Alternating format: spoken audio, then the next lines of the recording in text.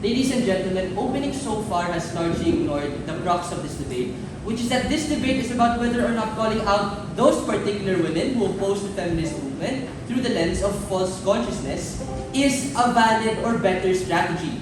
OO gave us a history lesson on disenfranchisement and, chose to talk about men, who, by the way, are largely symmetric in impact in this debate because either way they probably believe what they want to believe, but they never really told us why calling them out precisely on false consciousness is better in the first place.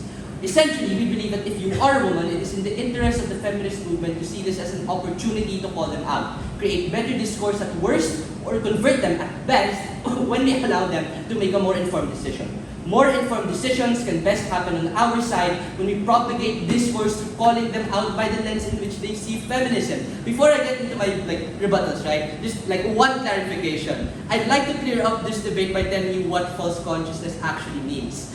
At its simplest, we tell you that false consciousness is really just ignorance. That these people don't understand why the feminist movement operates and what their values are to begin with. We are essentially calling these women ignorant because they are, and we want to stand strong as a movement as opposed to them. What are my rebuttals? First, PM early in the round when answering my partner's POI conceded that the gender wage gap exists. If this indeed does exist, they know exactly, then how exactly will these women who oppose the feminist movement know what is wrong if their worldview is preconditioned on the basis of their own reality? That is to say that a rich and privileged woman, by virtue of their birth lottery, was born into a developed country that may not experience a gender wage pay gap to the extent that somebody in the developing world does experience. That's precisely why we believe that the feminist movement should call them out on that false consciousness. This is true for several reasons. A, it's only through offending them and triggering them by calling them out on their biased and limited perspective, which is rooted only on their own subjective reality. Government never gave us an alternative or a counterfactual. Status quo doesn't work because if we do not call them out on their reality, they have no incentive to change or realize that what they experience is subjective to their own reality in the first place. And B, we tell you that all the problems opening characterized are legitimate, women being historically oppressed by the patriarchy, the gender wage gap, the inability to be seen as equal. But government never told us how they're gonna convince these women that what they're doing or what they think is wrong. I don't think it's particularly fair to let these women get away with these monolithic, dated, and limited definitions, which DPM did say are rooted in the subjectivity of their own unique experiences. The risk here is that these women will always believe that they're justified in their own beliefs because they were raised in a silver spoon or experienced the luck of the birth lottery or literally tons of other factors. Second rebuttal. Even if these women were not delusional, we believe that opposing the feminist movement is, yes, justified. However, it's still in the interest of the feminist movement to try and sway these particular women. This is a value judgment debate with an embedded focus on the feminist movement. CJ gives us a POI about why would these women listen. We tell you that there are several reasons why they would listen. A, oftentimes women in conservative societies, like in the Middle East or Africa, experience indoctrination from the patriarchy. So if you really want to challenge the lens through the world, through the way that they see the world, we need to wake them up to the reality that the world doesn't revolve around the subjectivity of their own experiences. And B, even if those women don't listen, other women within the feminist movement, and maybe even male allies, are likely to galvanize support for the movement through better discussion. This allows them to swing their decision accordingly as to where they stand insofar as the feminist movement is. Last rebuttal. CG tells us the feminist movement largely operates on a Western definition. We have several responses. A, that's just not true. We see how in the globalized world we live in, the feminist movement has evolved to take on many different forms and definitions as it evolves through time. In fact, the feminist movement largely adopts many different strands from fringe minorities. Lipstick feminism, postmodern feminism, radical feminism, we have motions on that all the time, right? B, we can adjust the message of feminism accordingly depending on what's needed. So if the lens of the opposing women is because they don't believe in the wage gap, then the message of the false consciousness can directly respond to that by creating empathy for these types of women.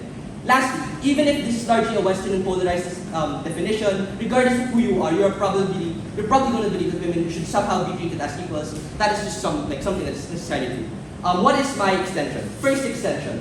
Why this polarization that you get as a result leads to better discourse on our side alone. No, who are we actually talking about? Because these women were never really characterized to begin with. 3 characterizations uniquely on closing opposition. Number one, they're probably people within conservative backgrounds. Number two, they're probably rich and affluent. Number three, they're probably people who just don't understand what's going on. Why is this important? First, number one, what the entirety of opening half or side government does is that it tells these types of people that they are justified in their ambivalence/ignorance. I.e., like when PM agreed with my partner's POI, that's the proof in saying that these people don't have a valid enough way of challenging their own beliefs. Yes, the gender pay gap exists, but they don't feel that. That's the problem. And the second is that we just get this weird soft stance from the feminist movement. I.e., if these feminist groups don't agree that these things are not true, that these people are perfectly valid, it creates an illusion of these things just not being real, and in fact posits such a bigger impact, a bigger negative impact. Before I get into that, like what that impact has, I'll take a POI from whoever. If people are indoctrinated, that means people are already ingrained in their biases. Why would they descend to a random group that they just not? Oh, exactly, right? That's our main extension. The fact that the polarization that comes as a result of calling them out leads them to questioning their beliefs. I'll expand that on just a bit, but to tie back to what I said, the main harmful impact that side government brings is that number one, these women will never change. Like the main goal of the feminist movement is to have all these women be there, right? So they just won't never change. Like the particular people we were talking about. And the second is that they'll influence other women that they're just not trying as hard enough. That what they're experiencing as a part of the feminist movement is just inherently not true or just inherently something that's worse. So why is this calling out our side? Why is that better? First, we tell you that it's by its very nature, it creates polarization and discourse to occur. Note that only on CO do you actually understand who we are targeting. Here is also where I expand on OO and say not that just this creates better awareness or whatever. We tell you that the biases that they are predisposed to will actively be challenged because of how hard stance we are going. You make your message more understandable to them, which is precisely what gets them to mechanize and change their beliefs. At worst, it doesn't change them, but at the very best, at the very least, it makes people more in line with our movement. So for all of those reasons, Ram.